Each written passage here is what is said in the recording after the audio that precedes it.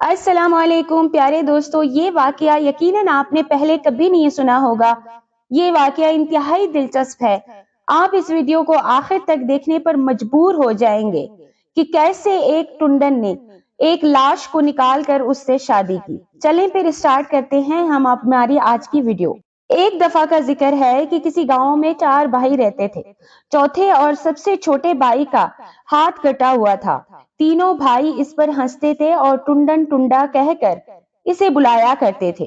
بیچارہ رات دن بھائیوں کے مذاق کا نشانہ بنتا۔ تینوں بڑے بھائیوں کی شادیاں بھی ہو چکی تھی۔ ان کی بہت خوبصورت بیویاں تھیں۔ گھریلو سکھ کے مزے اٹھاتے تھے اور ٹنڈا غیر شادی شدہ تھا۔ بڑے بھائی اپنے آپ میں مست تھے۔ انہوں نے چھوٹے بھائی کی شادی کی کوئی فکر نہیں تھی۔ ایک دن ٹنڈن نے سوچا، خدا ان کی مدد کرتا ہے جو اپنی مدد آپ کرتے ہیں۔ یہ بات تو طے ہے کہ میرے بڑے بھائی میری شادی کبھی نہیں کریں گے۔ ایسا نہ ہو کہ میں نام و نشان ہی دنیا سے کوچ کر جاؤں۔ جو اپنا آپ ہی کا نہ ہو سکا باقی اس کے خاک سگے بنیں گے۔ مجھے خود ہی اپنے بارے میں کچھ نہ کچھ سوچنا چاہیے، خود ہی اپنا بیاہ کروانا چاہیے۔ ٹنڈن نے پائی پائی جوڑ کر اپنے شادی کے لیے کچھ روپے جمع کر رکھے تھے اور اپنی دلہن کے لیے کچھ کپڑا لتا زیور گہنا بھی بنوا رکھا تھا۔ ایک روز گاؤں میں عجیب حادثہ ہوا۔ اچانک ایک نوجوان حسین کنواری لڑکی کی موت واقع ہو گئی۔ گاؤں والے اس جوان موت پر بے حد دکھی تھے۔ لڑکی کو گاؤں کے قبرستان میں دفن کر دیا گیا۔ ٹنڈن جنازے سے لوٹا تو چلتے چلتے اس نے سوچا کہ میں تو ایک بیکار شخص ہوں۔ کوئی بھی باپ اپنی بیٹی کی اور کوئی بھی بھائی اپنی بہن کی شادی مجھ سے نہیں کرے گا۔ اچانک اس کے ذہن میں ایک اچھوت خیال آیا۔ اسی خیال کو علمی جامہ پہنانے کا فیصلہ کر لیا۔ وہ فوراً گھر گیا۔ اس نے پوشیدہ جگہ سے اپنے جوڑے ہوئے روپے گہنے کپڑے نکالے اور وہاں سے نکل گیا۔ سیدھا ماچیوں کے ہاں پہنچا اور انہیں روپے دے کر کہنے لگا، دوستو تیار رہنا، میرا نکاح ہو گیا ہے۔ آج رات ہم نے تمہاری بھابھی کو ڈولی میں لے کر آنا ہے۔ آدھی رات کو ٹنڈن کہاروں کو لیے قبرستان میں جا پہنچا۔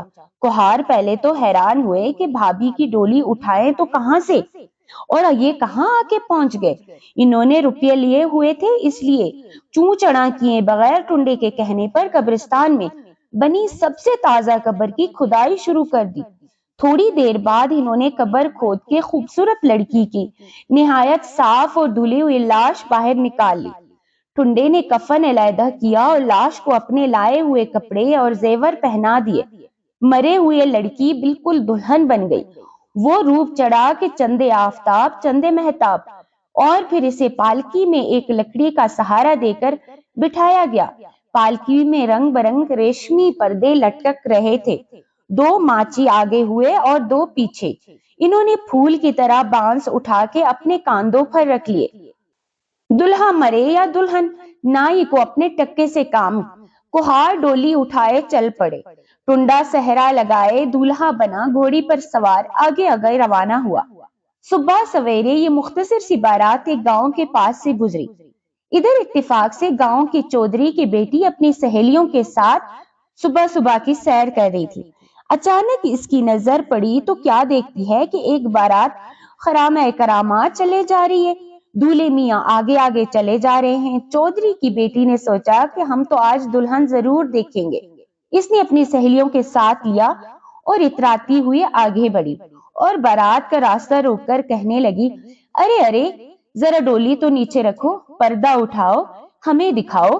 ٹنڈن بولا، نہ بابا نہ، میری ووٹی تو بڑی نازک ہے، بالکل چھوئی موئی ہے، کہیں اسے ہوا لگ گئی تو مر جائے گی۔ اور ہاں، میرے پیر نے بھی سختی سے منع کیا ہے کہ اگر اپنی ووٹی کو کسی کو دکھائے گا تو وہ مر جائے گی۔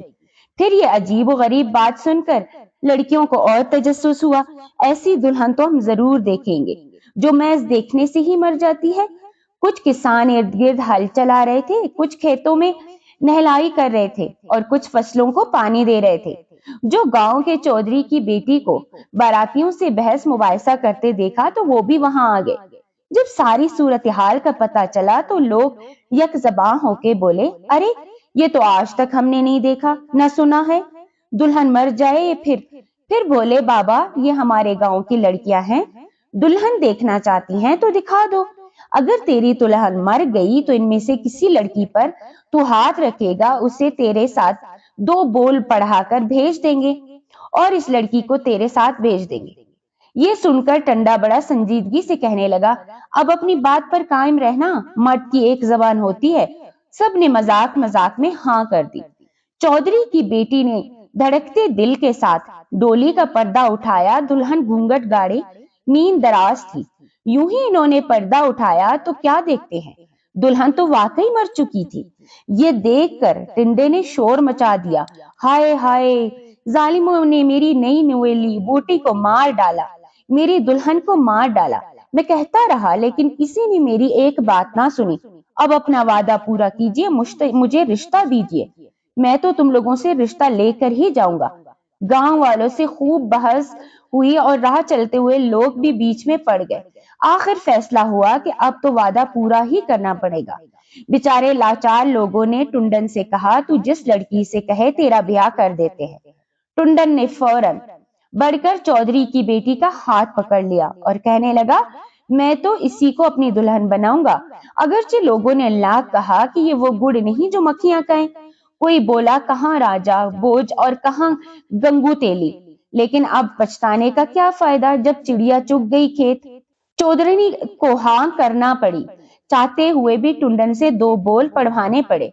कोई कहता हूर के पहलू में लंगूर, गर्ज जितने मुंह उतनी बातें। लेकिन टुंडे ने एक कान बहरा और एक गूंगा कर लिया। लोग बकते रहे मगर वो इसके कान सुनता ही नहीं, और एक कान से सुनता तो दूसरे से निकाल देता। टुंडे ने बारात पीछे मोड़ी और अपने गांव की तरफ रवाना हो गया। रास्ते में एक उजाड़ जगह वीरान सा कब्रिस्तान आया। वहां मुर्दा दुल्हन को दोबारा कफन पहनाकर जाड़ियों के एक झुंड के पास दफन कर दिया और इसके सुरख लिबास को और जेवर को चौधरी की बेटी को पहनाया और इसे दुल्हन बना लिया। जब वो दुल्हन के कपड़ों में बाहर आई तो देखने वाले देखते रह गए। ऐसे लगता था जैसे बहश्त की हूर जमीन पर उतर आई हो। टुंडन को यूं महसूस होता था जैसे जागती आंखों से सपना देख रहा हो।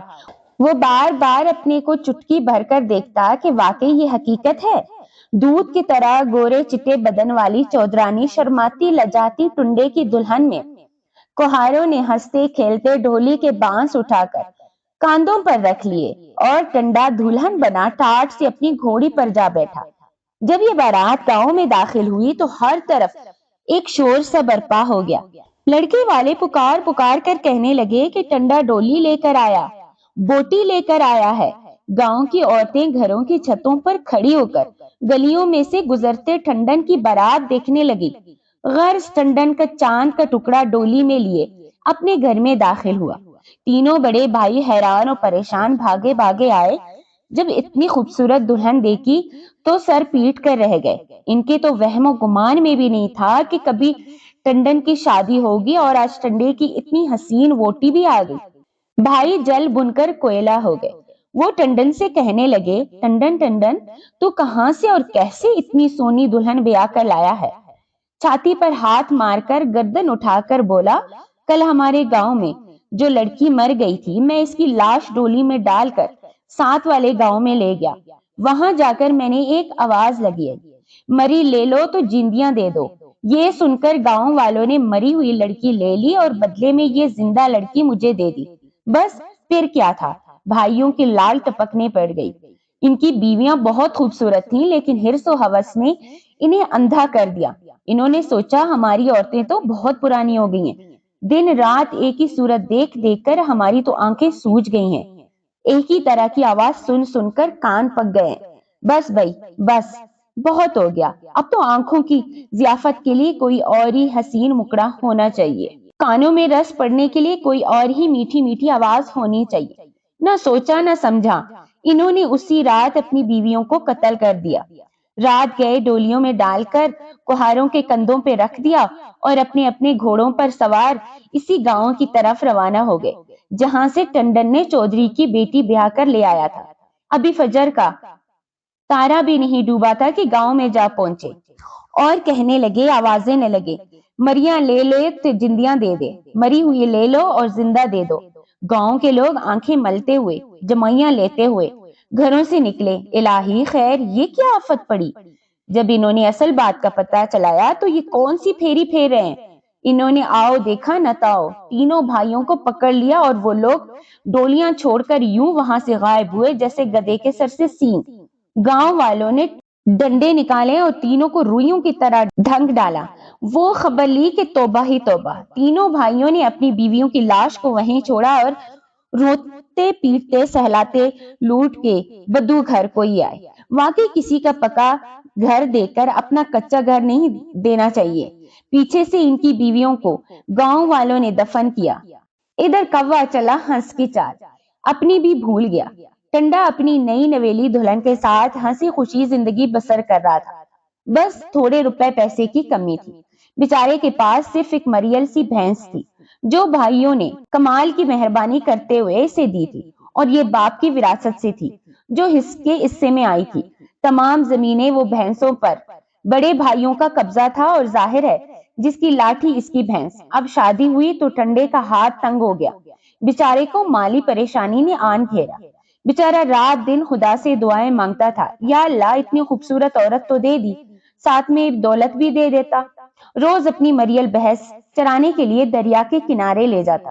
بھینس دریا کے کنارے پاس آ کر تازہ اور ہری بھری گھاس چرنے لگتی تھی، اور ٹنڈا شیشم کے گنے درخت کے نیچے جا کر بیٹھ جاتا۔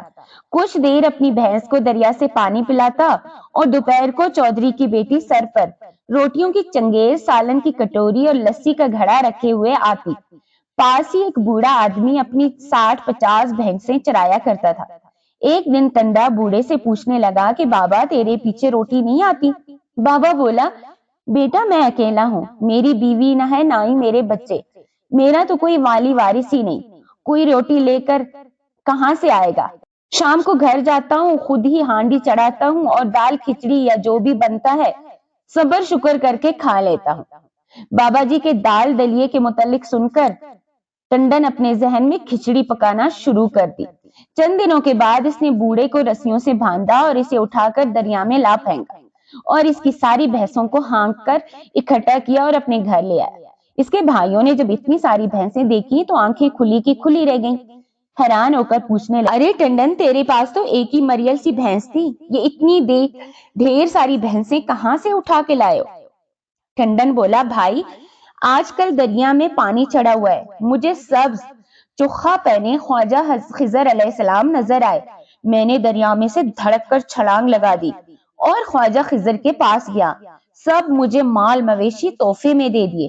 بھائیوں کچھ نہ پوچھو، وہاں تو بڑے مزے تھے، دریا کی موجوں میں بڑی موجیں تھیں اور بھی بہت سے لوگ تھے۔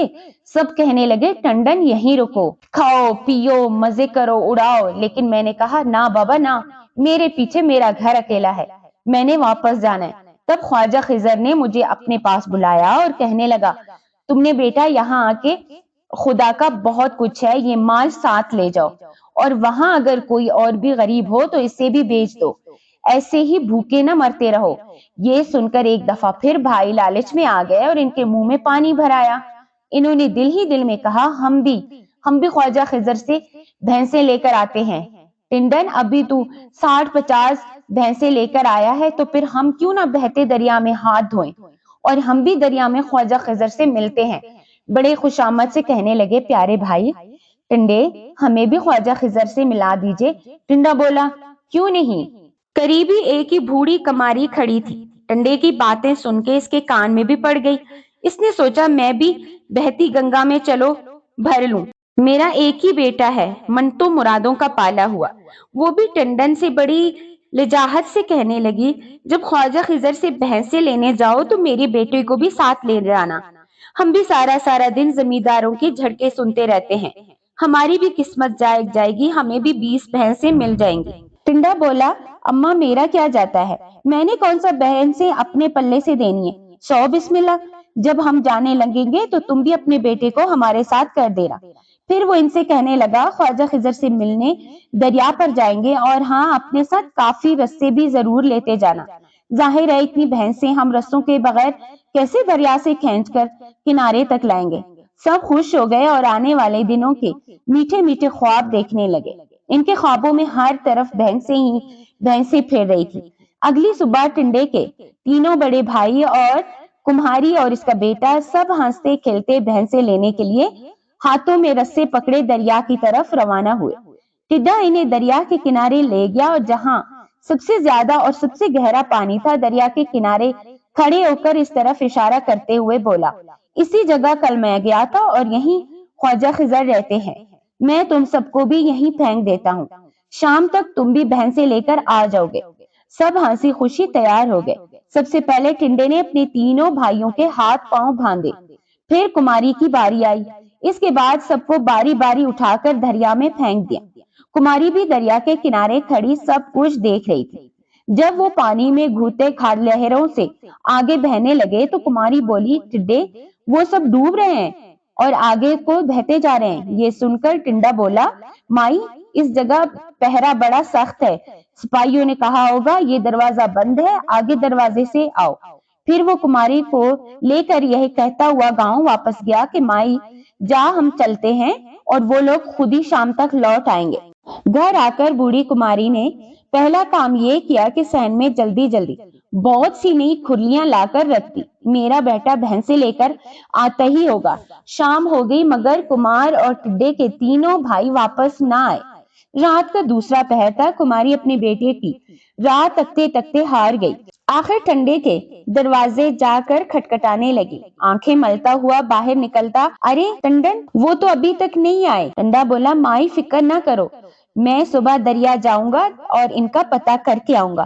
بوڑھی کماری بیچاری افسردہ سے واپس چلی گئی۔ اگلے روز پھر پریشانی کی حالت میں ٹنڈے کے پاس آئی اور آتے ہی کہنے لگی، وہ ٹنڈے کچھ پتا چلا؟ ٹنڈا بولا، مائی میں صبح فجر کی باند کے وقت ہی دریا پہ چلا گیا تھا، میری ان سے ملاقات ہوئی تھی، وہ مجھ سے کہنے لگے ہم نے واپس نہیں جانا، یہاں تو بڑی موجیں ہیں، بڑے مزے ہیں، لیکن میں نے ان لوگوں کی بڑی منتیں کی لیکن انہوں نے میری ایک نہ سنی۔ تیرے بیٹے نے خاص طور پر یہ پیغام دیا کہ میری ماں سے کہنا میں بالکل ٹھیک ہوں، بھینسوں کا دودھ پی رہا ہوں، مکھن کھا رہا ہوں۔ بوڑھی ماں نے جب یہ سنا تو اس کی آنکھیں چمکنے لگی اور ٹڈے کو دعائیں دیتی لاٹھی ٹیکتی ہوئی گھر کی طرف چل پڑی اور کہتی جا رہی، ہماری تو جیسے تیسے زندگی گزری، خدا کا لاکھ لاکھ شکر ہے بیٹی کی طرح سے جی مطمئن ہوا، چلو نگاہوں سے دور سہی لیکن اچھی جگہ تو ہے، اب میں سکون سے مر سکوں گی۔ پھر ٹنڈے نے اپنے بھائیوں کے گھر بار، زمین جائیداد اور روپے پیسے اور مویشیوں پر قبضہ جما لیا۔ خوبصورت عورت تو پہلے ہی ملی ہوئی تھی، اب بے شمار دولت بھی ہاتھ آ گئی۔ ٹڈا گاؤں کا چودھری بن گیا اور بڑی شان سے گردن اکڑا کے سر اونچا کیے پھرنے لگا اور خوشی خوشی اپنی زندگی بسر کرنے لگا۔